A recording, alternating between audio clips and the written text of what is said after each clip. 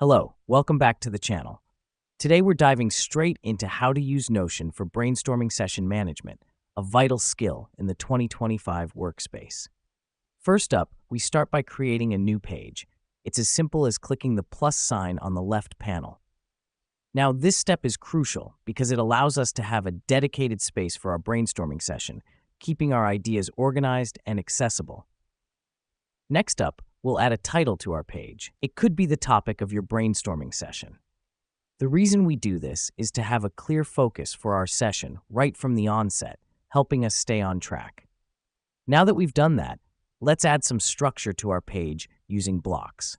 You can create different blocks for each idea or topic you want to discuss. Blocks are essential as they help us break down complex ideas into manageable chunks, making the brainstorming process more efficient. Following this, it's time to use Notion's collaborative features.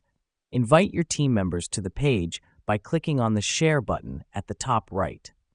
This helps us because it allows everyone to contribute their ideas in real time, fostering a truly collaborative environment.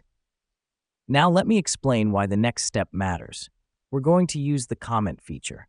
Simply highlight the text you want to comment on and click the comment icon that pops up. This is a game changer because it allows team members to provide feedback, ask questions, or add insights to ideas shared, enriching the brainstorming process. Finally, we'll use the Mention a Page feature to link relevant resources or previous sessions. To do this, type @ followed by the name of the page. This helps us because it creates a network of ideas and resources, providing context and aiding in decision-making. And there we have it, a fully collaborative, structured, and dynamic brainstorming session right within Notion. Remember, the key to a successful brainstorming session is not just the ideas generated, but how well they are managed.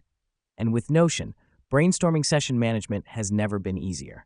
Thanks for tuning in, and see you in our next tutorial.